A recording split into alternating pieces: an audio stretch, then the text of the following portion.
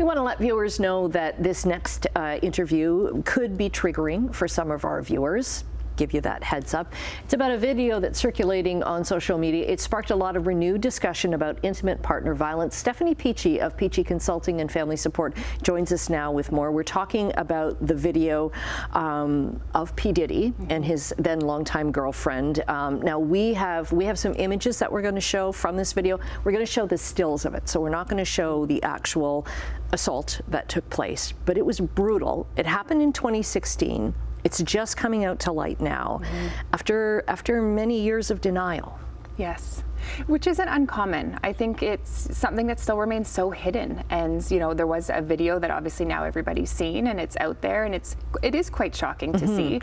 And there's a difference from when people talk about this kind of violence and then when we're actually seeing it in live film. Right, and it's almost like why did we need a video in order to believe a victim? And I think there's a discrepancy between what we hear to be abusive and then when we're actually seeing it. But I feel for her and for so many women out there that there is still this stigma around, are you to be believed? I have to convince people that this has happened.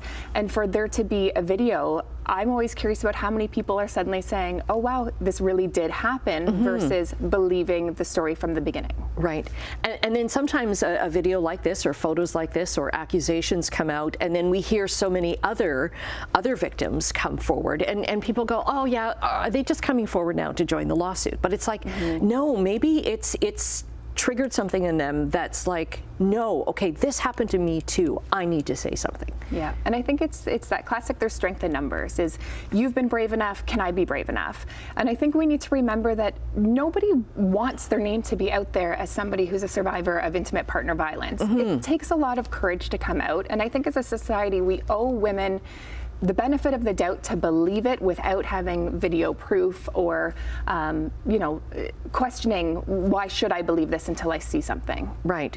You're a survivor yourself. Yes. What did this trigger for you?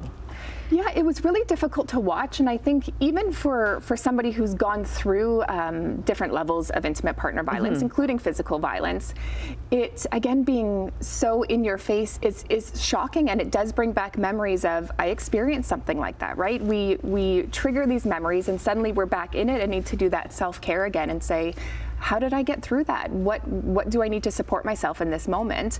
And being mindful of I guess your mental preparedness to see videos like this. People would see this video as well, or the stills from it, and think, why did she stay? But that's why so many victims are ashamed to come out. It's like, yeah, how did I? But sometimes you have no choice. Yes, and in this situation, I think there's obviously a very big position of power that's in play, and I think what people need to remember is that violent relationships aren't violent all the time. So in a situation like this, obviously I can't speak to this specific situation, but something like that often comes with a honeymoon period of, I'm very sorry, this will never happen again, I'm going to get help. And that's what keeps often women in these relationships, is the hope of change. And this image of somebody that's portrayed to the public in this situation. But I think there's been pictures have come out of them at an awards show the next day, and everything's seemingly fine. But there are things that keep women in these relationships, and it's very complicated. Yeah, a lot of times it's livelihood. Yes. It's financial, putting food on the table. Absolutely. So many women that I work with, yes, is am I going to break up the family if I leave? How am I going to, get through this financially? Where will I live? Will people believe me? It becomes a very complicated situation that, especially some of this abuse becomes so normalized that it feels easier to stay, which doesn't seem logical, but logic isn't at play in these relationships. No, unless you're in that relationship. As awful as it is, it's got us talking about it, and hopefully getting more help. So Stefanie, thanks very much. We'll get all the links to your counseling service up on our website, schch.com.